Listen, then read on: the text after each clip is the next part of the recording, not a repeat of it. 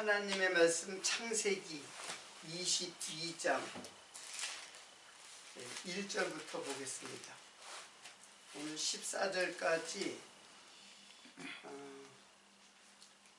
봉독해 드리겠습니다. 이 일 후에 하나님이 아브라함을 시험하시려고 그를 부르시되 아브라함아 하시니 그가 가로되 내가 여기 있나이다. 여호와께서 가라사대 내 아들 내 사랑하는 독자 이삭을 데리고 모리아 땅으로 가서 내가 네게 지시하는 한 산 거기서 그를 번제로 드리라. 아브라함이 아침에 일찍이 일어나 나귀의 안장을 지우고 두 사환과 그 아들 이삭을 데리고 번제에 쓸 나무를 쪼개어 가지고 떠나 하나님이 자기에게 지시하는 곳으로 가더니 제3일에 아브라함이 그곳을 멀리 바라본지라. 이에 아브라함이 사환에게 이르되 너희는 나귀와 함께 여기서 기다리라. 내가 아이와 함께 저기 가서 경배하고 너희에게로 돌아오리라 하고 아브라함이 이에 번제 나무를 취하여 그 아들 이삭에게 지우고 자기는 불과 칼을 손에 들고 두 사람이 동행하더니 이삭이 아비 아브라함에게 말하여 가로되 내 아버지여 하니 그가 가로되 내 아들아 내가 여기 있노라. 이삭이 가로되 불과 나무는 있거니와 번제할 어린 양은 어디 있나이까. 아브라함이 가로되 아들아 번제할 어린 양은 하나님이 자기를 위하여 친히 준비하시리라 하고 두 사람이 함께 나아가서 하나님이 그에게 지시하신 곳에 이른지라. 이에 아브라함이 그곳에 단을 쌓고 나무를 벌려놓고 아들 이삭을 결박하여 단 위에 놓고 손을 내밀어 칼을 잡고 아들을 잡으려 하더니 여호와의 사자가 하늘에서부터 그를 불러 가라사대 아브라함아 아브라함아 하는지라.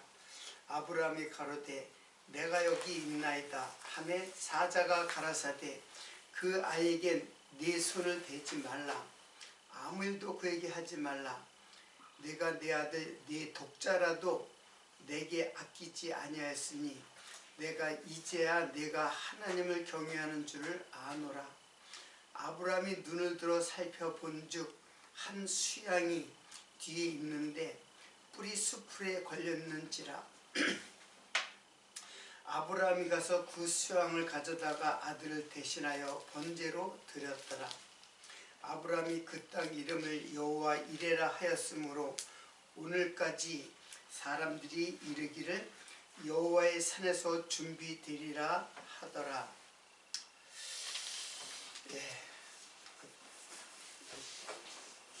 이제 창세기 22장으로 이제 넘어왔는데 창세기는 한 50장으로 이제 알고 있어요. 근데 이제 한 반 정도에 이르렀습니다. 오늘은 아브라함에게 아들 이삭을 번제로 드리라고 하는 진짜 그야말로 청청병력과 같은 아브라함에게 명령을 하고 있습니다. 정말 이 사건은 아브라함에게는 엄청난 그 시험이 아닐 수가 없어요. 그래서 이 일 후에 처음에 22절 하나님이 아브라함을 시험하시려고 이제 그런 말을 하죠. 그러니까 아들 이삭을 드린다는 것은 하나님께서 시험을 하는 사건이라는 것을 알 수가 있죠. 진짜 어떻게 얻은 아들입니까? 진짜로 오랜만에 20년도 넘게 기다렸다가 얻은 아들인데 그걸 갖다가 번제로 드리라고 하는 명령은 정말로 따르기가 매우 힘든 그런 하나님의 명령이죠. 번제로 드린다는 거는 뭐예요? 번제가 뭐예요? 번제는 태워서 제사를 드리는 거예요.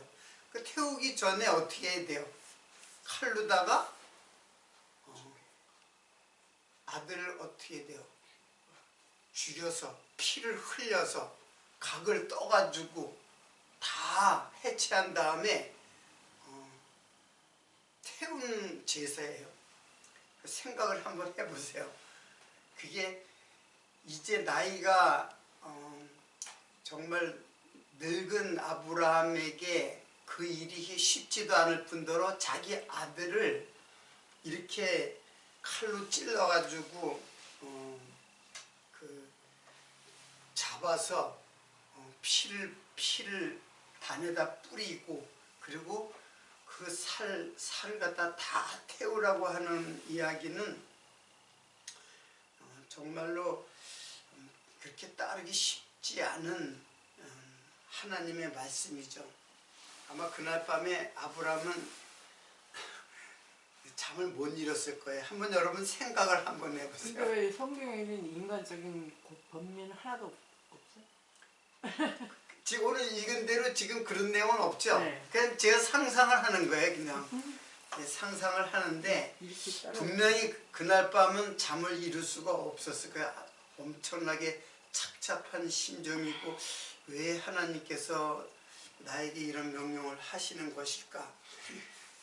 그리고 사라한테 얘기했을까요? 이 이야기 갖다가 자기 아내한테 하나님이 아들을 갖다가 번제로 드리라고 했는데 그 얘기를 했을까요? 여기는 성경에는 그게 안 나타나죠? 그리고 여기 동해안 사람한테도 얘기를 안 했잖아요. 둘이만 올라간다고. 이제 그거는 종들을. 둘째 치고 일단 얘기 안 자기 했을 것 같아요. 아내는 자기 아들이잖아요. 얘기 안 했을 것 같아요. 근데 얘기를 안 할 수는 없을 것 같아요. 제 생각에 여기는 안 나타났지만은 분명히 얘기를 했겠죠. 나중에 아들 찾으면 어떻게 해? 그 거짓말할 수도 없고. 근데 여기에는 뭐 사라 이야기는 이제 나오지가 않으니까는. 근데 나는 이제 얘기했을 거라는 생각이 들어요.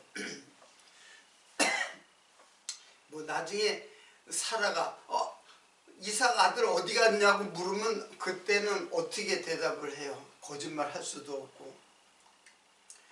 그러니까는 분명히 얘기를 했을 거고 또 사라 어미의 심정은 또 어떻겠어요? 어미에게 아들은 정말로 자기의 분신과 같은 아들인데 정말 가슴이 저려오고 아마 번제의 불길이 아마 사라의 가슴을 아마 태웠을 거예요. 근데 그 아브라함의 태도를 보면은 어떤 그 하나님에게 항거할 만한 그런 내용이 전혀 없어요. 그렇죠? 하나님께 따지고 묻고 그런 내용이 없어요. 그러니까는 아브라함은 여기에는 기록이 안 돼 있지만 굉장히 고민도 많이 하고 착착한 심정을 어떻게 토로할 수도 없는 그 상황에서 하나님의 명령을 수행을 해요. 근데 그 하나님의 명령을 왜 수행했을까? 하나님께서 아들을 주신 것은 바로 뭘 주신 거나 마찬가지예요. 하나님의 약속이 성취되는 거죠. 하나님의 약속이 하나님은 그 전에 계속 아들 주겠다 그랬잖아요. 무슨 약속을 했어요? 하나님의 약속은 자손과 땅에 대한 약속이잖아요. 물론 이 자손은 바로 누구냐면 바로 예수 그리스도고 땅은 뭐예요? 이건 교회예요. 그래서 자손과 땅을 약속했는데 일단 이제 아들을 주겠다는 거는 자손 예수를 약속하는 내용이에요. 그래서 이걸로 인해서 아브라함은 그전과 달리 무엇이 생겼을까요? 예, 아브라함의 마음속에 하나님에 대한 무엇? 예, 얘기해 보세요, 여러분들. 예, 이제 믿음이 생겼죠. 신앙이 생긴 거예요. 아, 하나님은 정말로 약속을 반드시 이루시는구나. 말씀하신 대로 아들을 주셨구나. 그래서 믿음을 주신 거예요. 그래서 믿음을 주셨기 때문에 하나님에 대한 믿음이 있었기 때문에 하나님께 드릴 수 있었던 거죠. 이게 이제 믿음이 우리에게 주어질 때 생겨나는 행위예요. 믿음 없이는 이런 행위가 나올 수가 없는 거죠. 그래서 이미 아브라함은 믿음이 이제 생긴 거예요. 그 전에 그 하나님에 대한 믿음이 없었잖아요. 계속해서. 근데 아들을 주심으로 말미암아서 아브라함에게는 이제 믿음이 생긴 거예요. 그러니까는 지금 아브라함의 일련의 그 내용을 보면 하나님께 왜 아들을 바치라고 하느냐, 나는 바칠 수 없다, 이런 말이 없어요. 그대로 믿음이 뭘 만들어내요? 순종을 만들어내요. 어쨌든 순종은 순종이지만 자기 아들을 드리라고 하는 거는 엄청난 진짜로 하나님의 시험치고는 굉장히 통과하기 힘든 시험이죠. 자, 일단은 근데 이걸 시험이라고 한 거예요. 지금 아들을 번제로 드리라고 하는 것이 시험이에요. 근데 시험이라는 걸 한번 생각하는데, 시험은 이제 히브리말로 나사라고 해요. 나사. 근데 이제 요걸 갖다가 이제 헬라말로 하면 페이라조예요. 페이라조. 요 페이라조는 어떤 뜻이냐 하면은 요거는 헬라어예요. 요거는 이제 이거는 뭐 시험이에요. 시험하다, 증명하다, 그런 뜻이 있어요. 증명하다, 시험하다, 이제 그런 뜻이 있는데, 헬라말로 페이라조는 무슨 뜻이냐 하면은 이것도 시험하다, 그리고 증명하다, 똑같아요. 나사나 똑같아요. 그리고 또 무슨 것이냐면 유혹하다라는 뜻도 있어요. 유혹하다, 미혹하다, 이런 뜻이 있어요. 그래서 이게 신약이죠. 신약. 근데 이게 시험이 증명하는 시험이 있고 유혹하는 시험이 있어요. 그러면 증명하는 것은 누가 시험을 하느냐 하면은 하나님의 시험이 증명하는 시험이에요. 근데 요거는 사단이 시험할 때도 페이라조였어요. 시험하는데 완전히 다른 시험이에요. 하나님의 시험은 이거는 증명하는 시험이에요. 이거를 증험이라고도 할 수 있어요. 증명하기 위해서 시험한다 그래서 증험이라는 말을 이제 쓰기도 해요. 그런데 유혹하다라는 것도 페이라조라고 해요. 자, 그러니까 시험은 두 가지가 있어요. 뭐가 있냐면 하나님의 시험과 누가 시험해요? 사단의 시험이 있어요. 그래서 하나님의 시험은 증명하기 위해서 시험하는 시험이고, 사단의 시험은 유혹 또는 미혹 하는 시험이에요. 그래서 근데 헬라어로는 그냥 페이라조 한 단어를 쓰는데, 이거를 제가 그제 신약의 시험이라는 말이 많이 나오는데, 그 영어 성경에 보면 이게 달라요. 그래서 페이라조를 영어로 하면은 두 개가 있는데, 사단의 시험할 때는 템프테이션이라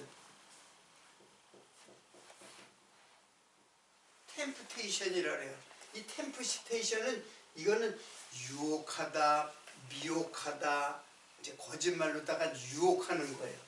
그리고 이 시험은, 하나님의 시험은 그 테스트에 영어로 하면 테스트예요. 우리가 학교에서 뭘 해요? 시험을 보잖아요. 근데 시험을 보는 이유가 뭐겠어요? 이 시험의 목적은 우리를 믿음을 어떻게 해요? 믿음을 키우기 위한 시험이에요. 그래서 믿음을 굳게 하기 위한 시험이에요. 그래서 이걸 훈련이라는 말로도 사용돼요. 훈련하다. 하나님은 우리를 자꾸 시험하는 거는 훈련하는 거예요. 여러분, 학교에서 시험 보는 목적이 뭘까요? 학교 다닐 때 학교에서 시험을 보잖아요. 중간고사, 기말고사. 시험 보는 이유가 뭐겠어요? 왜 시험을 봐요? 여러분, 시험을 보는 이유가 뭐 같아요? 제대로 알고 있나 모르고 알고 있나 모르고 있나를 이제 시험을 보는 거죠. 근데 그 목적은 어디까지나 성적을 어떻게 해요? 성적을 올리기 위해서 시험 보는 거죠. 그러니까 시험의 목적은 결국에는 성적을 올리게 하기 위해서, 즉 하나님의 시험은 믿음을 더 굳게 하기 위해서, 믿음을 더 크게 하기 위해서. 시험을 잘 보려고 시험 보는 사람, 사실은 애들은 그럴 거예요. 시험을 잘 보려고. 그러니까 성적을 좋게 하는 건데, 시험 자체의 목적인데 사실은 성적을 올리는 데 목적이 있는 거예요. 학생들로 하여금 시험 안 보면 성적이 오르지를 않잖아요. 그래서 단지 시험 잘 보기 위해서 하는 것이기도 하지만, 사실 그래야지만 결론적으로 성적이 오르죠. 자, 그러니까는 하나님의 테스트는 결국 믿음을 굳게 하게 하기 위한 시험이에요. 근데 사단은 어떻게 해요? 사단의 시험은 유혹이에요. 미혹시키는 거예요. 여러분 잘 알다시피 예수님이 시험 받았죠. 어디서 시험 받았어요? 광야에서 시험 받았죠. 광야에서 40일을 굶주리고 광야에 가서 사단에게 시험을 받잖아요. 첫 번째 시험이 뭐예요? 첫 번째 시험이 돌이 떡이 되게 해서 먹으라. 왜 40일을 갖다가 굶주렸으니까는 예수님은 떡을 갖다 돌로 만들 수 있죠. 할 수 있겠어요? 없겠어요? 있죠. 하나님이니까 할 수 있죠. 근데 이렇게 하지 않았죠. 왜? 사람이 떡으로만 사는 것이 아니라 하나님의 말씀으로 사는 것이다. 그러니까 육체의 양식으로 사는 것이 아니라 생명의 양식, 하나님의 영원한 생명의 양식 말씀으로 사는 것이지, 육체로 사는 것, 육체의 떡으로 사는 것이 아니다라고 그 사단의 시험을 갖다 물리친 적이 있었죠. 자, 지금 제가 이것을 통해 가지고 여기 그 신명기의 사건을 갖다가 한번 봤어요. 신명기 8장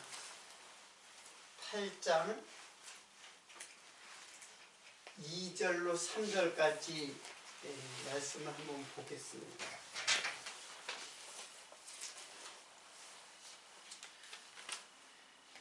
자, 내 하나님 여호와께서 이 40년 동안 찾았어요? 이 40년 동안 너로 광야의 길을 걷게 하신 것을 기억하라. 이는 너를 낮추시며 너를 시험하사 네 마음이 어떠한지 그 명령을 지키는지 안 지키는지 알려 하심이라.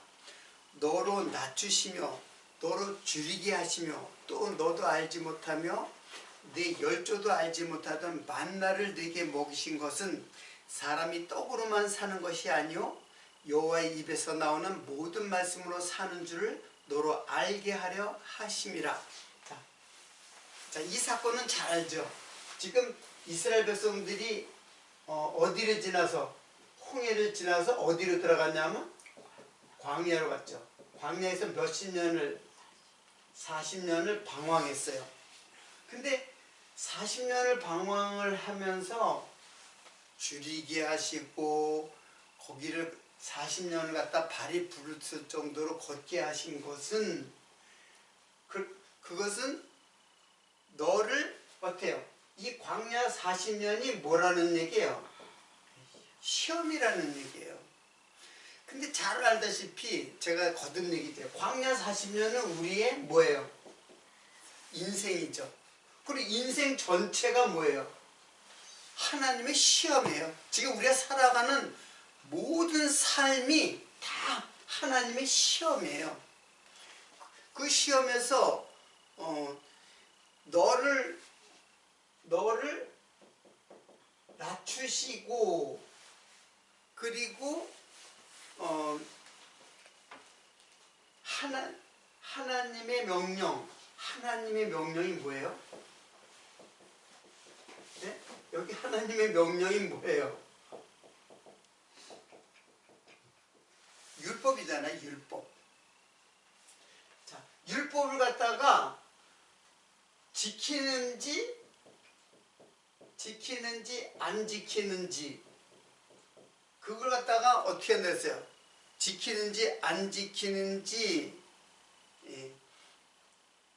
알려 하십니다. 하나님께서 이제 거기 잘 보세요. 너를 낮추시며 너를 시험하사. 자, 낮추시고 시험을 했는데 어떻게 시험했냐면 내 마음이 어떠한지 명령을 그 하나님의 명령 율법을 지키는지 안 지키는지 알려고 하나님은 알려고 시험을 하셨다. 이제 그런 거예요. 제가 지난주에 사담으로 얘기를 한 것 기억나나요? 우리 집사님? 식사하면서 얘기했던 거 기억나세요? 이거 얘기했잖아요. 밥 먹으면서. 하나님의 명령을 지키는지 안 지키는지. 시험이라는 건 하나님의 테스트잖아요. 그걸 지키는지 안 지키는지를 테스트했다. 이제 그렇게 이해를 할 수가 있죠. 근데 하나님의 시험은 너를 낮추시며 너를 시험하사 너를 낮추시고 하나님의 명령을 지키는지 안 지키는지 알려고 시험을 주셨다. 이렇게 그러면 보통은 어떻게 생각하냐면 하나님의 테스트, 하나님의 시험은 하나님의 명령을 어떻게 지키면은 뭐예요? 시험에 합격하는 것이고 안 지키면은 불합격하는 것이다라고 생각을 해요. 보통 이게 누구였어요? 이게 누구냐면 바로 이것을 그 하나님의 명령을 테스트했는데 합격하려고 지키려고 했던 사람이 누구냐면 바로 이게 누구예요? 유대인이에요. 유대인들. 유대인은 그래서 명령을 갖다가 지금도 하나님의 명령을 철저하게 지키려고 했던 거예요. 근데 하나님의 테스트는 이걸 지키는지 안 지키는지를 보려고 하는 게 아니라 우리를 낮추는 데에, 낮추시려는 데에 목적이 있는 거예요. 시험의 목적이 낮추는 데에 목적이 있는 거예요. 이걸 지키나 안 지키나를 보려고 하는 것이 아니라, 그러니까 유대인들은 이걸 지키려고 애를 쓴 거는 하나님의 시험에 합격하려고 그렇게 했는데, 하나님의 시험은 우리를 낮추시려고, 즉 너희들이 이거를 지킬 수 없다는 것을 깨닫게 하려고 주신 거예요. 그래서 주신 시험의 내용이 뭘까요? 시험 문제가 뭘까요? 예? 광야 40년 동안 시험을 주신 건 뭐예요? 이건 이제 율법이고, 하나님의 시험으로 주신 것이 뭐냐면 바로 만나예요. 만나. 결국 만나를 주셔가지고 테스트를 하는 거예요. 그래서 만나를 주니까는 진짜 시험에 합격하는 자와 불합격한 자가 나타나는 거예요. 어떤 자? 만나를 먹고 영원한 뭘로? 생명의 양식으로 먹는 자가, 이게 이제 하나님에게 합격하는 거예요. 이걸 갖다가 생명의 양식으로 깨닫고, 그리고 하나님을 따르는 게 이게 합격하는 건데, 이거를 육체의 양식으로 먹는 자들이 있었어요. 그러니까 만나를 갖다가 육체 양식으로 먹은 게 아니라 육체 양식을 따르는 자가 있었어요. 육체 양식으로 살아가려고 했던 자가 있어요. 누굴까요? 이게 육체 양식으로 한 게 뭐였어요?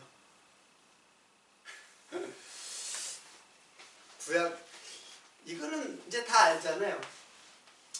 만나를 싫어하고 뭘 좋아했다는 얘기예요? 네? 그렇죠. 애굽의 양식을 좋아한 거예요. 그래서 뭘 먹고 싶다라고 했어요?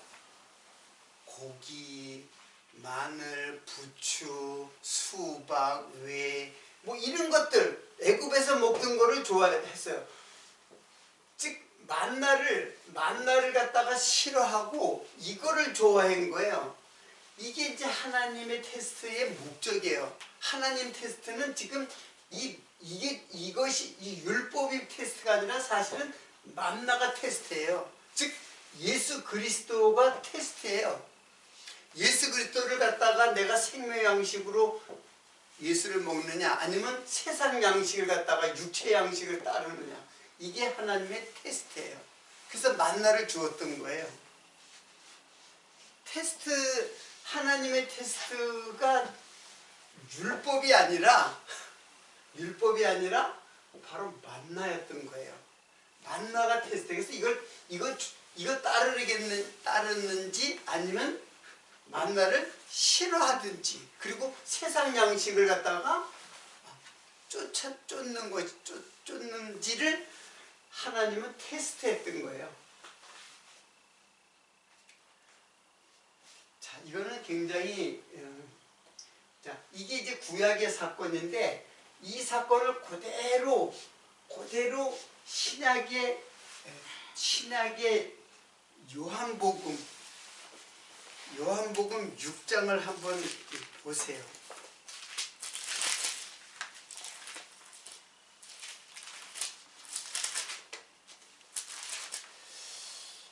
요한복음 6장 5절로부터 6절까지.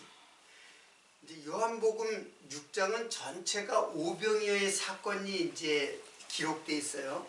그런데 초반부에 한번 보세요.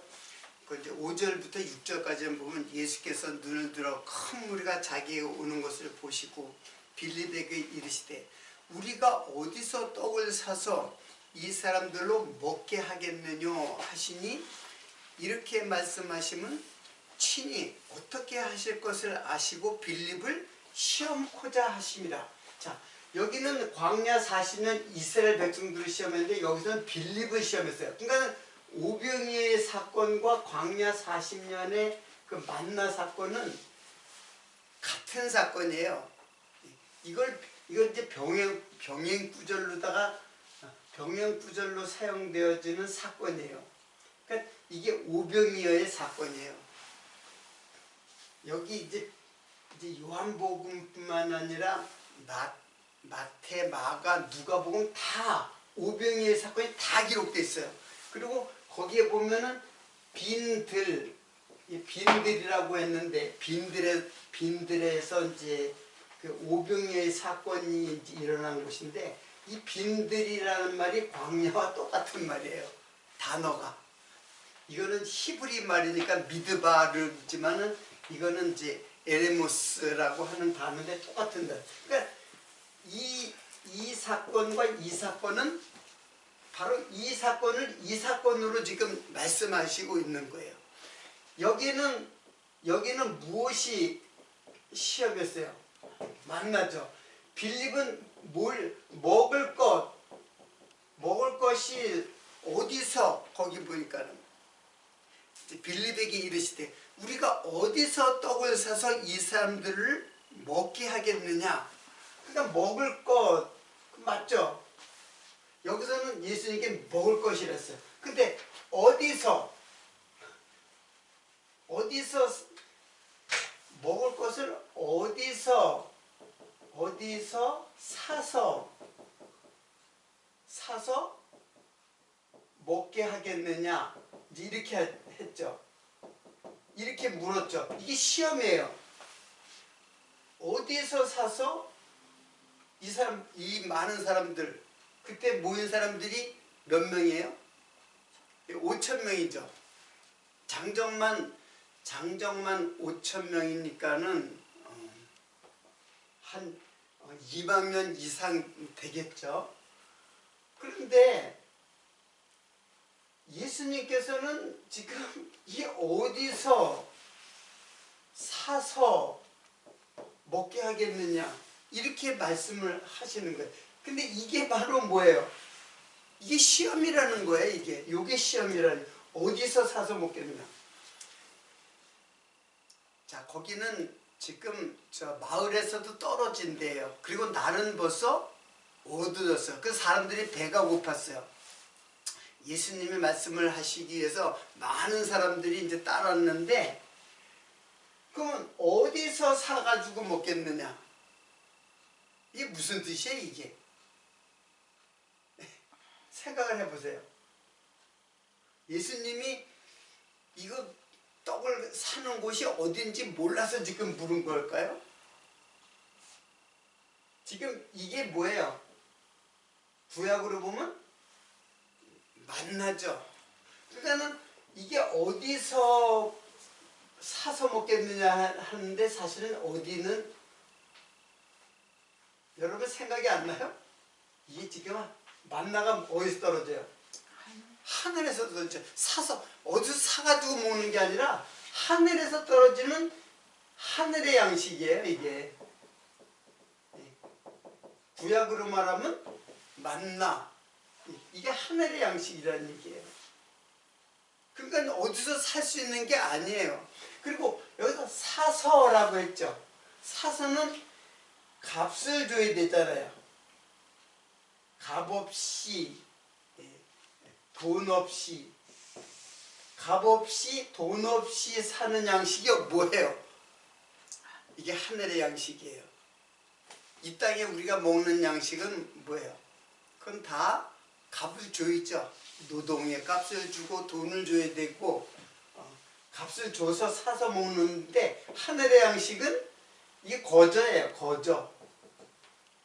거저가 뭐예요? 이게 바로 하나님의 은혜로 주는 양식이다. 이제 그런 뜻이에요. 그래서 어디서 사서 먹게 하겠느냐, 이게 바로 시험이에요. 그러니까는 빌립이 이제 이제 요한복음을 쭉 보면 알겠죠. 빌립이 야 이거 뭐 200데나리온을 네, 그 많은 사람들 다 먹게 하려면 조금씩 먹어도 200데나리온 필요하겠습니다 하고 이제 이야기를 하잖아요. 이게 지금 이 모든 시험은 만나가 곧 누구예요? 바로 예수 그리스도예요. 예수 그리스도에 대한 시험이에요. 예수 그리스도를 생명의 양식으로 먹겠느냐, 아니면은 무슨 양식으로? 육체의 양식으로 먹겠느냐, 이것을 시험하는 것이 바로 시험이에요. 자, 그러면 지금 제가 이제 시험에 대한 이야기를 쭉 했죠. 근데 아들 이삭을 번제로 드리라는 시험은 도대체 무슨 시험일까, 이거는? 예?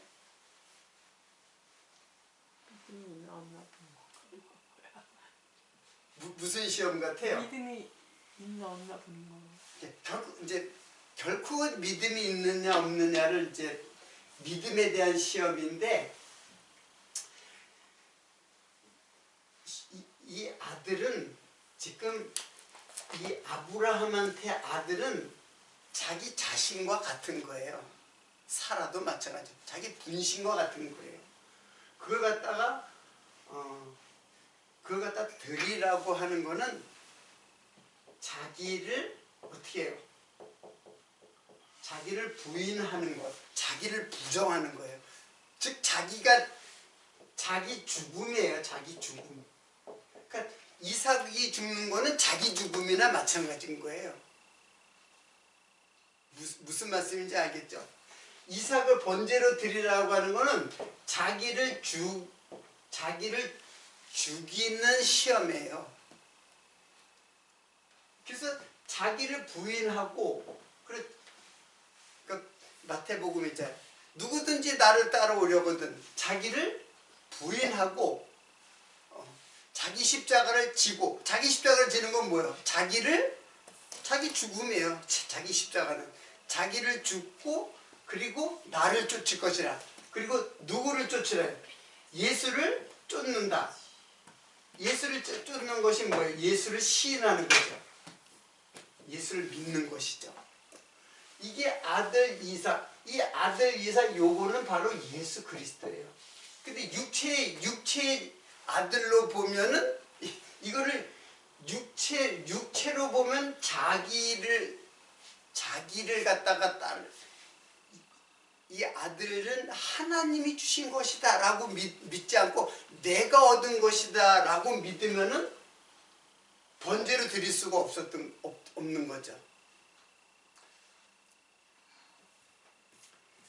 이게 그렇게 이제 어렵게 이해하지 말고, 제가 좀 어렵게 설명하는 것 같은데 어려운 게 아니라, 이 이삭은 아브라함의 육체의 아들이 아니라 이거는 하나님이 주신 하늘의, 그러니까 자기의 육체를 위한 것이 아니라, 양식으로 보면 육체를 위한 양식이 아니라 하나님이 주신 양식이다, 이렇게 보면 되는 거예요. 그래서 이게 만나로다가 이제 광야에서 시험을 했던 거예요. 만나는 누구예요? 예수 그리스도죠. 예수. 그래서 예수 그리스도의 십자가의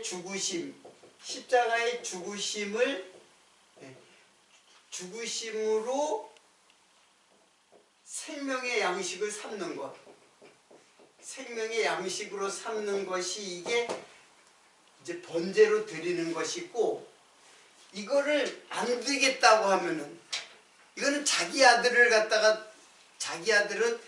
자기나 마찬가지잖아요. 그러면 아들을 번제로 드리지 않겠다는 거는 자기 생명을 사랑하는 거죠. 자기 생명을 사랑하는 거란 말이에요. 자기를 부인하는 것이 아니라.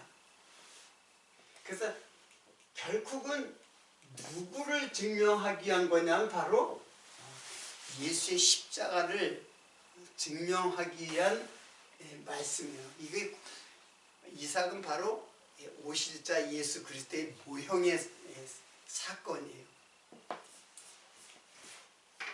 그래서 아들 이삭을 드린다는 것은 시험을 하는 것이다 라고 지금 말씀하고 있어요. 구약을 갖다가 구약을 볼 때 예수 그리스도로 이해를 하지 않으면은 다 육체로다가 깨닫는 거예요. 육체로 깨닫는 게 바로 시험에 불합격하는 거예요. 유대인들처럼. 시험에 합격한다는 건 예수를 깨닫는 거예요. 그래서 예수의 십자가의 죽으심을 상징하는 사건이 바로 이삭을 번제로 드려지는 사건이라는 뜻입니다.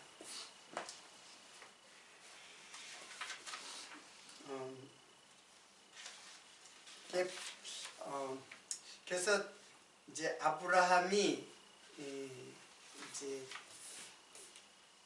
그 간 곳이 바로 모리아 땅이라고 했어요. 모리아 땅.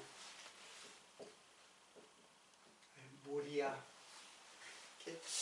모리아를 이제 찾아보니까는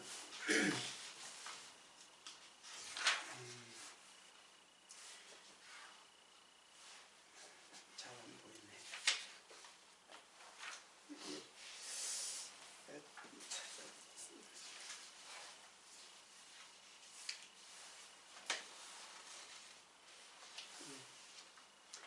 이게 모리아 이게 산이죠. 이게 모리아가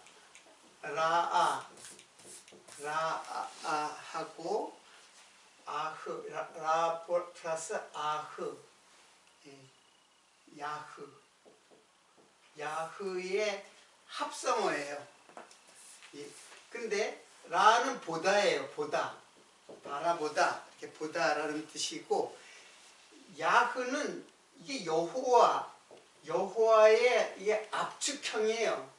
그래서 여호와를 보다 그런 뜻이에요. 그래서 여호와를 보다가 아니라 여호와께서 보신다 그런 뜻이에요. 자, 그러니까 모리아의 뜻은 여호와께서 보신다. 이제 그런 뜻을 갖고 있는 산이에요. 자, 근데 이 모리아라는 뜻이 뭐냐면 이게 여호와 이레 그런 뜻이거든요. 근데 여호와 이레는 뭐냐면 여호와께서 준비하신다 이제 그런 뜻이에요. 그래서 여호와께서 보시고 여호와께서 준비하신다 이런 뜻을 갖고 있는 산이 모리아산이에요. 근데 이 모리아산이 훗날 솔로몬이 여기다가 뭘 지어요? 바로 예루살렘 성전을 짓는 산이 바로 모리아산이에요. 여기다가 이거는 이제 창세기에 이제 나오는데 이거는 이제 뭐 11개 나오잖아요. 이게 솔로몬 때 예루살렘 성전을 갖다가 이 모리아 산에다 지어요. 그래서 이 산이라고 해요. 근데 또 이제 예루살렘 성전이기도 하고 그리고 여기가 갈보리 산으로도 표현이 돼요.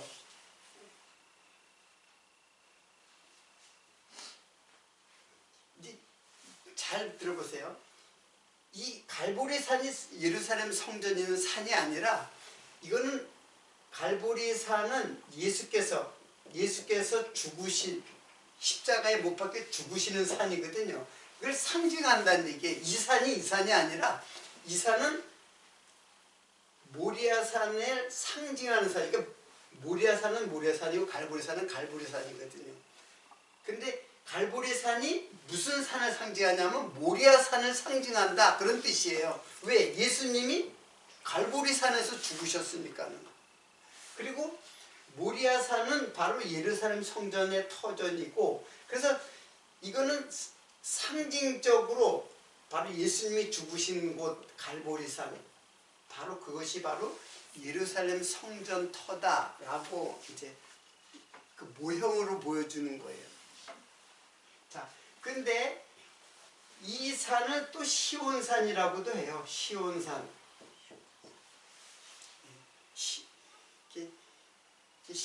시온이라는 말은, 이제 시온이라는 말은 예루살렘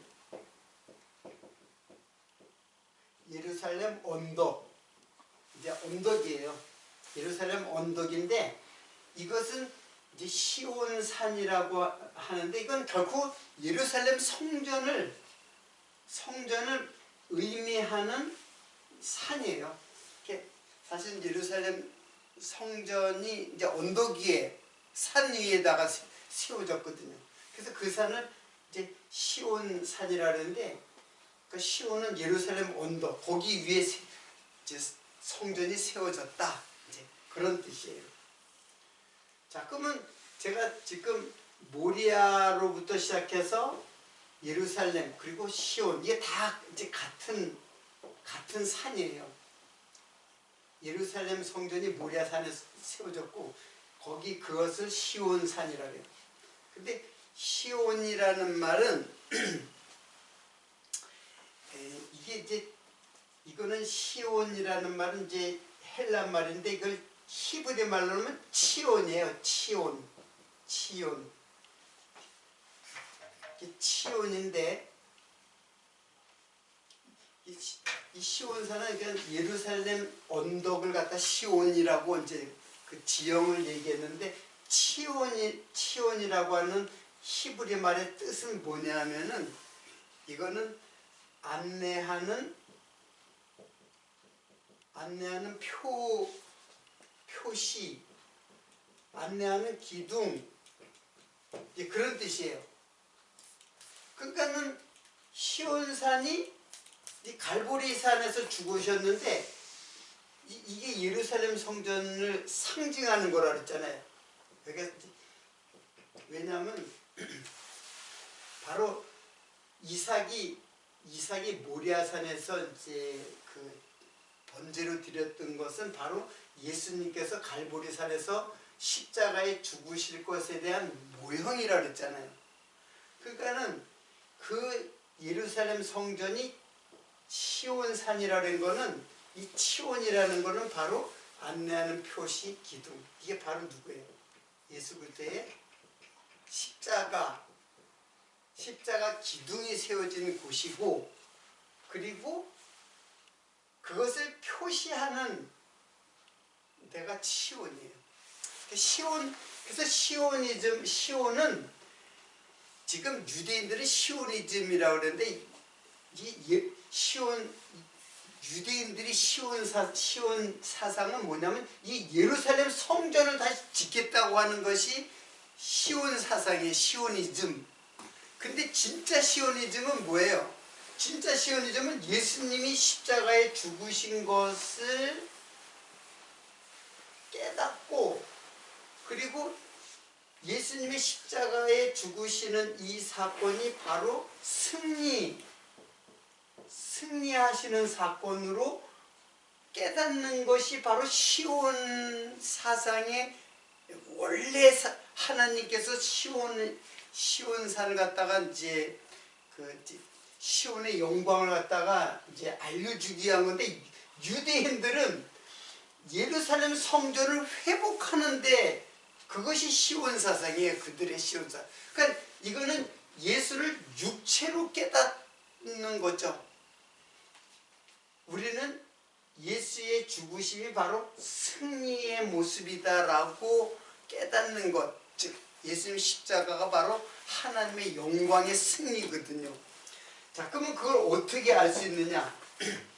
시편을 보세요. 시편 121편 전체를 한번 짤막하니까는 한번 읽어보겠습니다.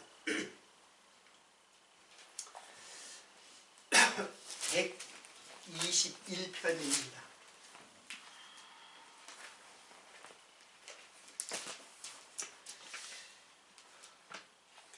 요것만 읽고는 또 시간이 다 됐네. 내가 산을 향하여 눈을 들리라. 나의 도움이 어디서 올꼬. 나의 도움이 천지를 지으신 여호와에게서로다. 여호와께서 너로 실족지 않게 하시며 너를 지키는 자가 졸지도 아니하고 주무시지도 아니하시리로다. 여호와는 너를 지키시는 자라. 여호와께서 네 우편에서 네 그늘이 되시나니 낮에 해가 너를 상치 아니하며 밤의 달도 너를 해치 아니하리로다. 이거는 이제 이스라엘 백성들이 구름 기둥과 불 기둥에 이제 보호하신다는 뜻이에요. 여호와께서 너를 지켜 모든 환난을 면케하시며 또 네 영혼을 지키리로다. 여호와께서 너희 출입을 지금부터 영원까지 지키리로다. 이게 뭐예요? 내가 산을 향하여 이 산이 다 이 산이에요. 이 산으로 연결되는 거예요. 그러니까는 내가 산을 향하여 눈을 들리라. 나의 도움이 어디서 올꼬. 예수님이 십자가에 죽으신 산이 바로 나의 도움이에요. 그러니까 승리죠. 사단으로부터 승리하는 것이 바로 산이에요. 그러니까 산하면 이거 예루살렘 성전을 갖다가 상징하면 돼요. 원래는 이제 모리아산이죠. 근데 모리아산에다가 성전을 지었는데 그걸 그 성전이 그러니까 예루살렘 언덕이니까는 다 같은 말이에요, 이게 다. 근데 실제로 이제 예수님이 죽으신 데 갈보리산이지만은 이 갈보리산이 바로 시온산 그리고 예루살렘 성전을 상징한다. 이제 그렇게 이해를 하면 돼요. 자, 근데 이게 뭐예요? 이 산이 뭐예요? 이 산이 예수님이 십자가에 죽으신 산이 바로 비참하게 고난을 받고 죽는 산이 아니라 바로 그 산이 나에게 도움이, 이 산이 바로 나에게 나의 도움이 어디서 올꼬. 천지를 지으신 여호와에게서로다. 여호와께서 너를 실족지 않게 하시며. 그러니까 산을 향하여 지금 눈을 들리라 하면서 여호와께 이제 눈을 드는 거죠. 그리고 나의 도움이 어디서 올꼬. 이게 도움이 어디서 오겠어요? 갈보리산에서 죽으신 예수 그리스도. 그는 너를 지키시며 졸지도 아니고 주무시지도 아니고 여호와는 너를 지키시는 자라. 여호와께서 네 우편에서 네 그늘이 되시나니 낮에 해가 너를 상치 아니하고 밤의 달도 너를 해치 아니하며 여호와께서 너를 지켜 모든 환난을 면케하시며 네 영혼을 지키리로다. 여호와께서 너희 출입을 지금부터 영원까지 지키리로다. 예수의 십자가가 우리를 영원토록 나의 일거수일투족, 여기 출입이라고 그랬는데 너의 출입, 네가 가고 오고 그런 뜻이에요. 가다 오다라는 뜻이거든요. 그러니까 나의 모든 삶을 다 영원까지 지키시는 그 여호와, 그게 뭐예요? 바로 갈보리산에서 죽으신 예수 그리스도라는 뜻이에요.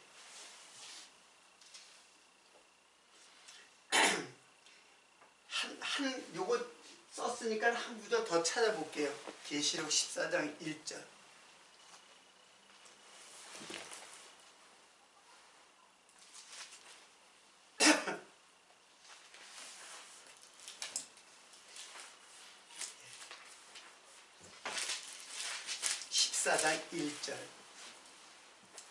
또 내가 보니 보라 어린 양이 시온산에 섰고, 지금 어린 양은 바로 십자가에 돌아가신 예수 그리스도잖아요. 시온산에 섰고 그와 함께 14만 4천이 섰는데 이 14만 4천은 성도를 말하는 거예요. 그 이마에 어린 양의 이름과 그 아버지의 이름을 쓴 것이 있도다. 여기서 어린 양의 이름과라고 하는데 이건 엔드라고 보는 것이 아니라 어린 양의 이름 곧 아버지의 이름을 쓴 것이 있도다. 이렇게 보면 돼요. 자, 그러니까는 이 어린 양이 죽으신 이곳은 바로 우리 도움은 바로 여기서부터 오는 거예요. 이게 예루살렘 성전이 예수 성전이 되고 내가 바로 성전이 되잖아요. 하나님의 성전, 너희 몸 하나님의 성전인 것을 알지 못하느냐. 그러니까 구약의 예루살렘 성전은 바로